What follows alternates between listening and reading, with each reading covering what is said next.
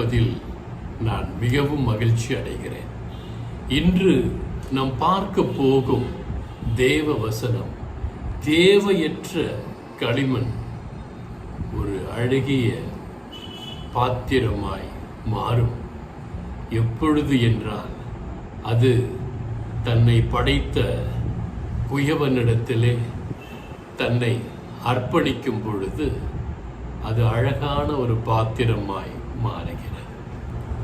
உதாரணமாக களிமண்ணை எடுத்துக்கிட்டிங்கன்னா, அது படைக்கப்படுவதற்கு முன்பாக அதற்கு மரியாதையே இல்லை, வெறும் களிமண்.